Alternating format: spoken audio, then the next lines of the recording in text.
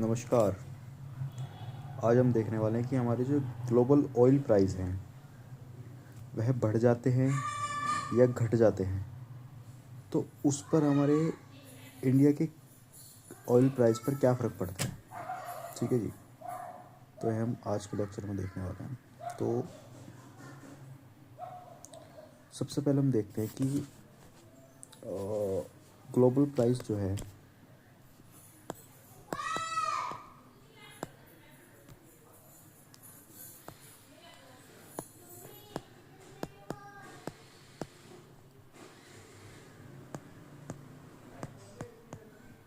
Global price जो है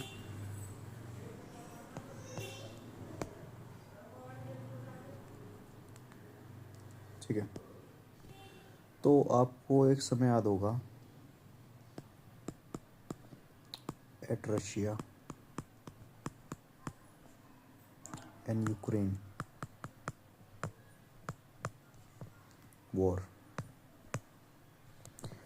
Russia Ukraine war में जो हमारा ऑयल था उसके एकदम से प्राइस बढ़ गए थे। कितने हो गए थे?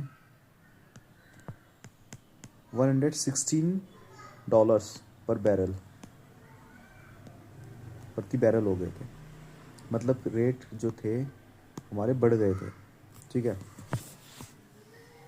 बट नाउ, एक सेकेंड, बट नाउ नहीं, तो उस समय जो हमारे इंडिया के प्राइस थे, इंडिया के ऑयल प्राइस थे, वह भी बढ़ गए थे। कि ग्लोबली प्राइस बढ़े हैं तो इंडिया के प्राइस बढ़ाने पड़ेंगे ऑटोमेटिकली। तो कितने हो गए थे? ये हमारे हो गए थे 96 रुपये प्रति लीटर। ठीक है साहब। अब आ गई दूसरी बात। अब नाउ जो हमारे रेट थे ग्लोबल, कहाँ चले गए? ये जो हमारे प्राइस थे ग्लोबली थे, ये जो हमारे प्राइस थे क्या थे? ग्लोबल थे, world wide globally oil price. ठीक है, ये हमारे इंडिया के थे ये वाले। ठीक है। But now global oil price,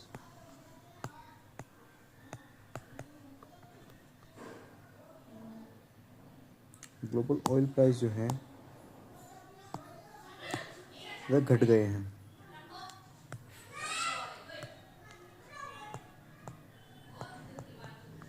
oil price जो है घट गए हैं। कितने हो गए हैं? अब वह हो गए हैं $69 प्रति बैरल। ठीक है। बट इंडिया में अभी भी जो हमारे ऑयल के प्राइस हैं वे कितने चल रहे हैं? जो हमारे कितने चल रहे हैं? अप्रोक्स वे भी गिरे हैं, बट कितने? 94। ठीक है, प्रति लीटर। ठीक है, 94 रुपये प्रति लीटर। तो जब हमारे, तो अब देखते थे डिफरेंस ना, कितने का डिफरेंस रहा।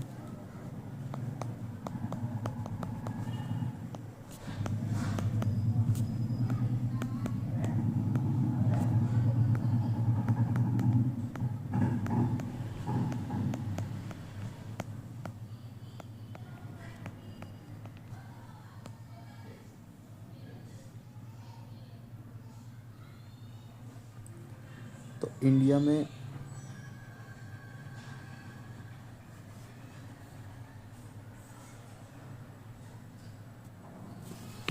तो जो हमारा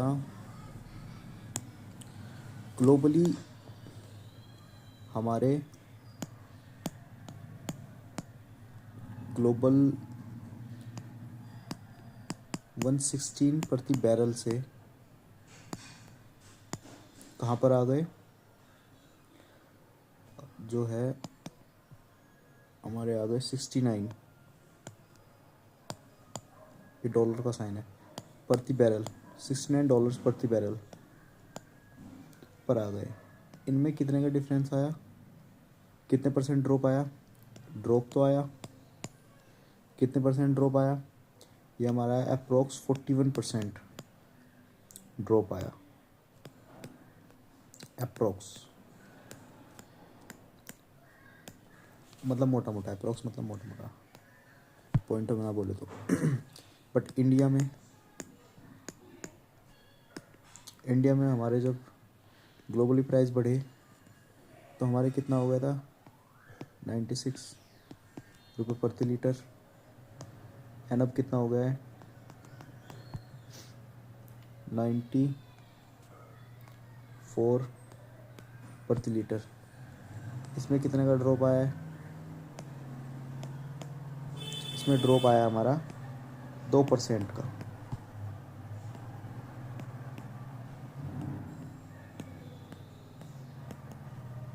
और सटीक बताऊं तो आपको, इसमें सटीक बिल्कुल होगा हमारा 1.9% का, ठीक है। तो ग्लोबली जब हमारे प्राइस अप हुए तो इंडिया में भी प्राइस अप हुए हमारे, ठीक है। बट ग्लोबली जब प्राइस हमारे घट गए कितने, 41%, बट इंडिया में सिर्फ प्राइस का ड्रॉप कितना है, ओनली 2% का ड्रॉप आया इंडिया में। तो ये बात हम समझते हैं कि जब ग्लोबली प्राइस बढ़ते हैं तो हम बढ़ा तो देते हैं, बट ग्लोबली जितना प्राइस घटता है उतने इंडिया में प्राइस क्यों नहीं घटते। तो इसमें हमें देखना होगा why Indian consumer paid more.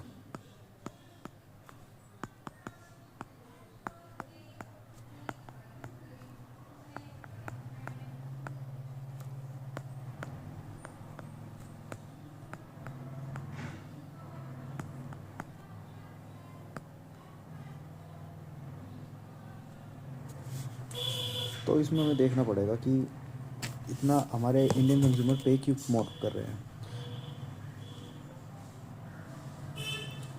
तो अगर हम देखें इन 2022, तो जो हमारी OMCs थी, OMCs जो थी हमारी, OMC in the sense oil marketing company,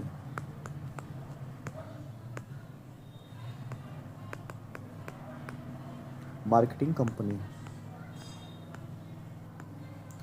marketing company जो थी उसने क्या करे थे, पेट्रोल प्राइस में बढ़ोतरी करी थी, पेट्रोल प्राइस क्या करे थे, इंक्रीज कर दिए थे, ठीक है। 2022 में पैंडेमिक आया था, आपको जानते हैं, और रशिया यूक्रेन वॉर भी शायद उसमें उसी समय की बात है, ठीक है। तो अब कितने 21 महीने बीत चुके हैं,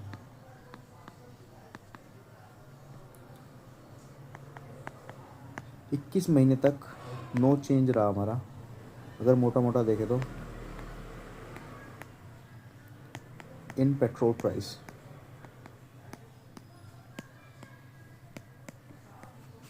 ठीक है। इवन ग्लोबल प्राइस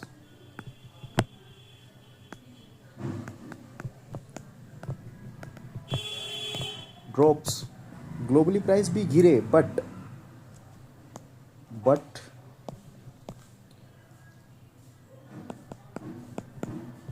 तो भी इंडियन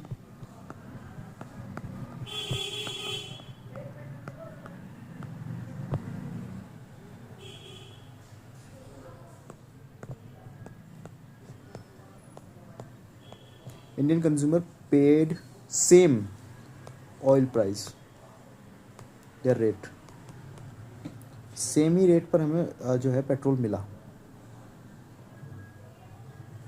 ठीक है। तो इसका क्या कारण है, समझते हैं।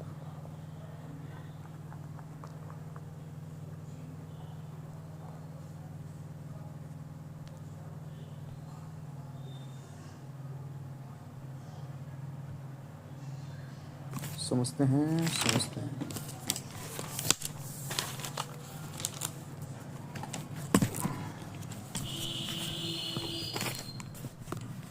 तो इसमें गवर्नमेंट हमारी क्या कहती है?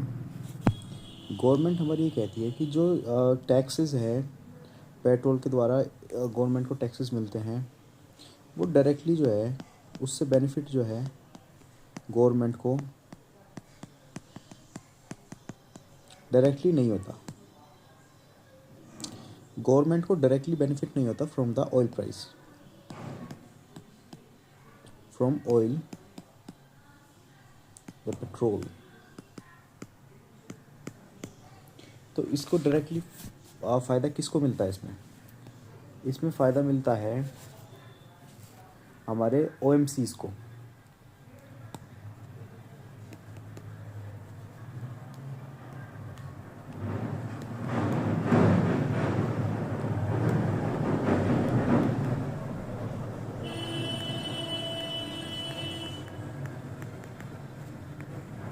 किसको मिलता है? हमारा OMCs को। OMCs in the sense oil marketing companies.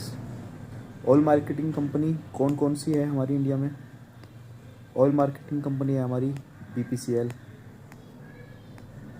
Bharat petroleum corporation limited, ठीक है। दूसरा हमारा कौन सी है? IOCL, Indian oil corporation limited, HP, Hindustan petroleum, और कौन सा हो सकता है हमारा? एक्सेट्रा। ये क्या है? हमारे PSUs है।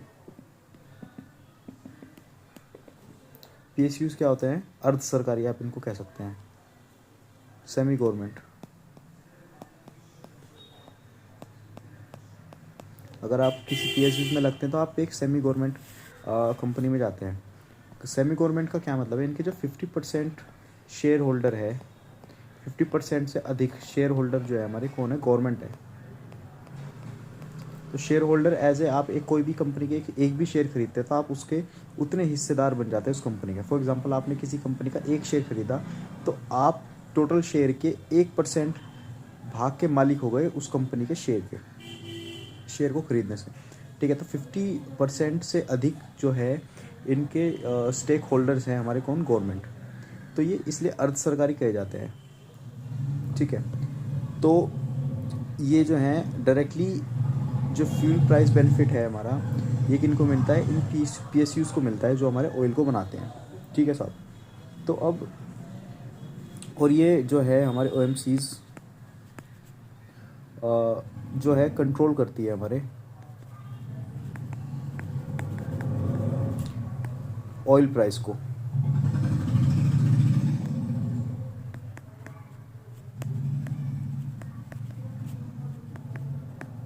In India,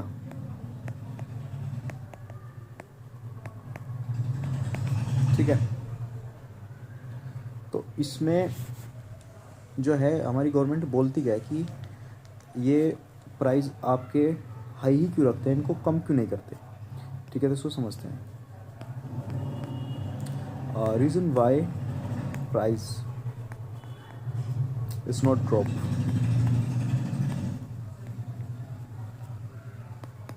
in India.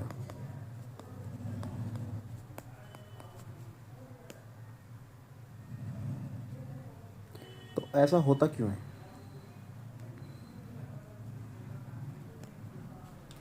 तो जो हमारा ग्लोबली प्राइस जैसे बढ़े,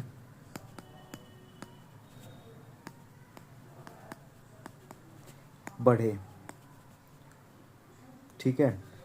तो हमारा इंडिया में जो है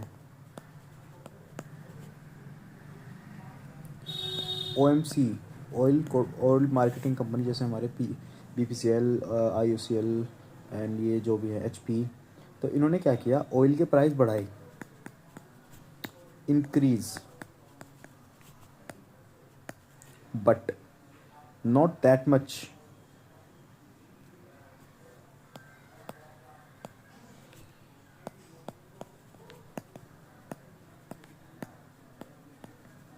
दैट मच मतलब उतने नहीं जितने ग्लोबली बढ़े। ग्लोबली कितने बढ़े? बाई चांस ग्लोबली बहुत अधिक बढ़ गए, बट इंडिया में जो एमसीज हैं उन्होंने सिर्फ बहुत कम बढ़ाए ऑयल। फॉर एग्ज़ाम्पल मैं आपको समझाऊँ, ग्लोबली हमारे कितने परसेंट बढ़े? 41, अभी मैंने आपको कुछ बताया था कितने परसेंट बढ़े थे, 41%। यस, हमारे 41% ही 41% हमारे ग्लोबली इंक्रीज़ हो गए थे। कितने ज़्यादा, अधिक। तो सॉरी, ये तो ड्रॉप की बात थी, डिक्रीज़ की बात थी। तो इंक्रीज़ कितने हुए थे? इंक्रीज़ हमारे ग्लोबली जो हमारे हुए at the Russia Ukraine war, globally जो है हमारे ऑयल प्राइस जो है कितने बढ़ गए थे हमारे? 20%, अप्रोक्स 20% जो है इंक्रीज़ हो गए थे। बट इन इंडिया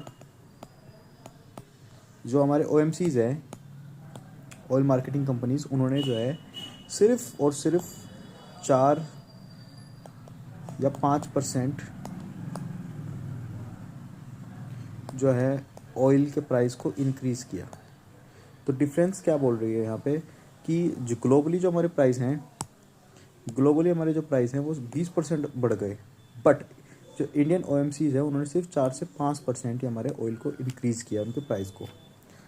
तो ये एक तर्क सामने आता है कि ग्लोबली बढ़ने पर भी क्यों नहीं इंडिया में तेल सस्ता होता। तो ये एक तर्क सामने आया। और अच्छा चलो, जब बढ़ गए तो बढ़ा दिए, तो जब घटे तो उनको घटाए भी तो जाए। तो इसके बारे में भी वो कुछ बोलते हैं। इसके बारे में क्या बोलते हैं हमारे OMCs?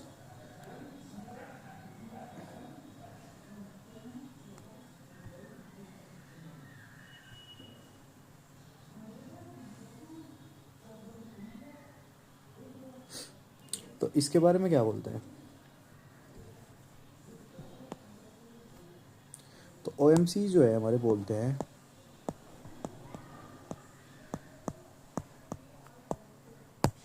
OMC ने क्या बोला कि OMC absorb the global price rate shock। मतलब ये जो झटका है कि प्राइस हमारे जो क्या कर गए, इंक्रीज़ हो गए ग्लोबली, वो हमारे किसने एब्जॉर्ब कर लिया? हमारे OMCs ने एब्जॉर्ब कर लिए, ऑयल मार्केटिंग कंपनीज ने। उन्होंने शॉक एब्जॉर्ब कर लिया। मतलब क्या हुआ कि 20% जो हमारे प्राइस जो है इंक्रीज़ हुए, बट OMCs ने जो है इंक्रीज़ कितना किया? Increase only 4 to 5% rates. तो उन्होंने जो शॉक को क्या है, एब्जॉर्व कर लिया। दे एब्जॉर्व द शॉक।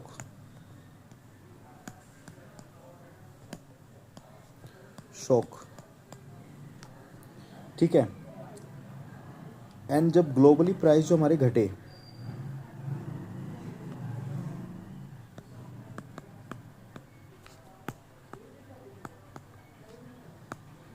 जब हमारे डिक्रीज हुए, तो उसमें उन्होंने क्या किया? दे recovers their losses.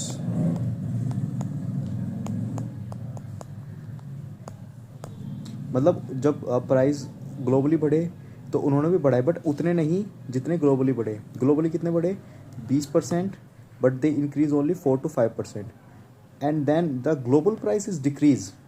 Globally price जब डिक्रीज हुए, ठीक है, तो they recovers their shocks losses. क्योंकि जो OMCs हैं हमारे ग्लोबली प्राइस बढ़ने पर जो है लॉस में चले गए। उनको क्या हुआ? लॉस हुआ। उनको क्या हो गया? लॉस हो गया। लॉस क्योंकि उन्होंने बहुत ज़्यादा अधिक नहीं रेट बढ़ाए। And then the globally price is decrease. तो उनके पास मौका है अपने रिकवर्स देयर लॉसेस, अपने लॉस को रिकवर करने का। यह एक बहुत बड़ा कारण बन जाता है कि जो हमारे OMCs हैं, oil marketing companies, globally price गिरने पर भी हमारे प्राइस बहुत अधिक नहीं गिरते हैं ऑयल के इंडिया में, क्योंकि दे रिकवर्स देयर लॉसेस। वे अपने लॉसेस को रिकवर कर रहे होते हैं उस वक्त। तो ये एक तर्क देते हैं OMCs हमारे। ठीक है। और एक जो हमारे गवर्नमेंट क्या बोलती है इस पे, जो हमारे ऑयल है, ऑयल की जो प्राइस है not only depends on the global price. जो हमारे ऑयल के प्राइस हैं इंडिया में, वो हमारे सिर्फ globally rate, globally oil price rate पर ही डिपेंड्स नहीं करते हैं। तो हमारी गवर्नमेंट क्या कह रही है, oil price not only depends on global price. और भी कुछ चीज़ें हैं जिन पर जो हमारे ऑयल के प्राइस हैं डिपेंड्स करते हैं।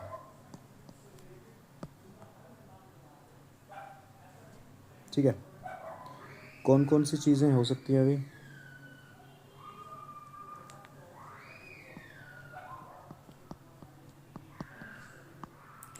It's also depends on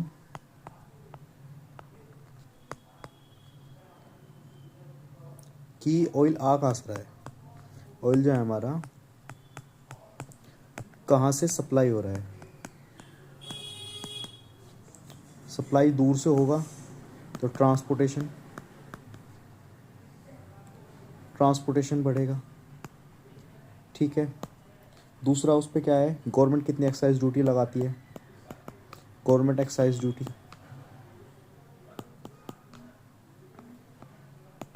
tax भी तो लगता है ना भाई। आप बाहर से कोई चीज़ ला रहे हैं तो उस पर गवर्नमेंट भी तो टैक्स लगाएगी। गवर्नमेंट कितना टैक्स लगा रही है उस पर भी डिपेंड करता है। ठीक है, तो इसीलिए जो है हमारा इंडिया जो है, इंडिया के जो ऑयल प्राइस हैं वो किस पर डिपेंड करते हैं। Indian is a dynamic pricing रखता है। इसलिए अभी डायनामिक प्राइसिंग क्या है, डायनामिक प्राइसिंग ये है कि जो हमारी ग्लोबली रेट है, ग्लोबल जो है वर्ल्ड वाइड प्राइस जो है बढ़ते घटते रहते हैं, इंक्रीज हो जाते हैं या डिक्रीज होते रहते हैं at very short time, at very short period of time.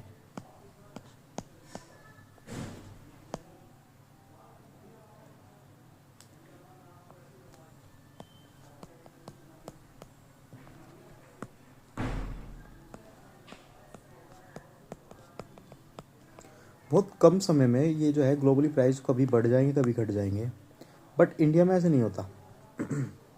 India इसलिए एक डायनेमिक प्राइसिंग चूज़ करता है। डायनेमिक प्राइसिंग क्या होती है, एक निश्चित मान आप कह सकते हैं, बहुत अधिक फ़र्क नहीं लाता अपने प्राइसिंग में। तो उससे हमारे जो है कंज्यूमर्स, इंडियन कंज्यूमर पर शॉक नहीं जाता। और एक और फ़ायदा होता है कि हमें जो है अपने जो टैक्सेस हैं इंडिया में, जो है टैक्स, ट्रैवल्स एंड एक्सेट्रा को सेलेक्ट करने में समय मिल जाता है।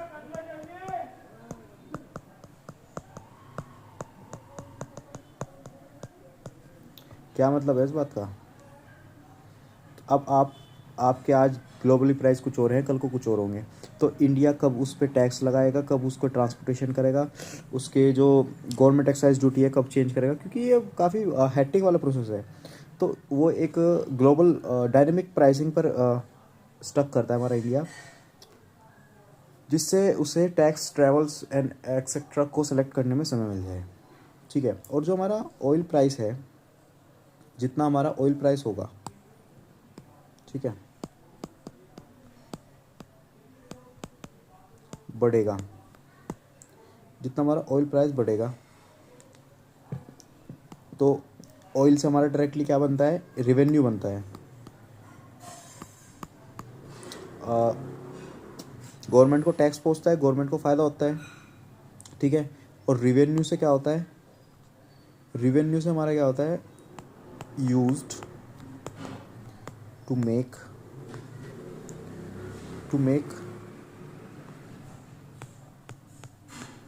रोड्स, रेलवेज, इंफ्रास्ट्रक्चर,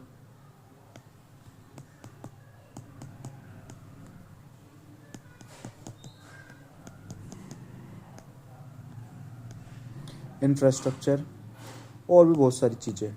ठीक है, तो जो रिवेन्यू आया, रिवेन्यू को हम ऑयल के प्राइसिंग बढ़ाकर जो हमारा रिवेन्यू आएगा गवर्नमेंट के पास, इसके पास आएगा गवर्नमेंट के पास, तो उसको हम यूज़ करती है गवर्नमेंट किस में, रोड्स बनाने में, रेलवे ट्रैक्स बिछाने में, इंफ्रास्ट्रक्चर बिल्डिंग्स वगैरह कंस्ट्रक्शन करने में, एक्सेट्रा। बहुत सी चीज़ों को बनाने में यूज़ करती है हमारी इंडियन गवर्नमेंट। ठीक है, रेवेन्यू आता जो ऑयल से हमारा। ठीक है, तो अगर हमारा प्राइस नहीं बढ़ेंगे, तो अगर प्राइस जो है हमारे डाउन रहते हैं,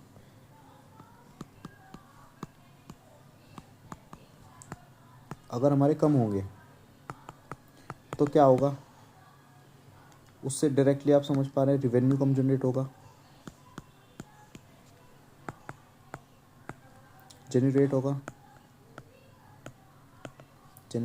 कम जनरेट होगा। ठीक है, तो उससे क्या होगा, हमारे जो रोड्स, रेलवेज, हमारे जो डेवलपमेंट का काम है,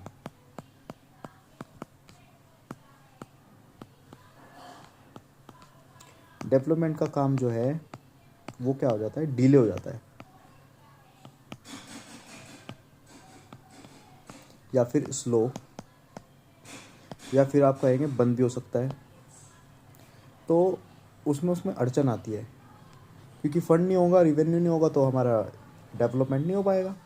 तो ये मोटा मोटा हिसाब था हमारा कि जो ग्लोबली प्राइस बढ़ते हैं उससे इंडिया में क्या फ़र्क पड़ता है, गवर्नमेंट का क्या स्टैंड है, हमारे जो डायरेक्ट जो हमारा प्राइसिंग कौन कंट्रोल करता है, हमारे OMCs कंट्रोल करते हैं, ऑयल मार्केटिंग कंपनीज हमारे Indian oil, BPCL, HP and all of etcetera. ठीक है, तो और जो हमारा प्राइसिंग बढ़ते भी हैं तो उससे हमारा जो रिवेन्यू बढ़ता है, और जिससे हमारा infrastructure, roads, railway tracks and development जो हमारा वो बूम होता है। ठीक है, तो ये हमारा मोटा मोटा हिसाब था ग्लोबल ऑयल प्राइस का। ठीक है, बधाई हो यहाँ तक पहुँचने के लिए।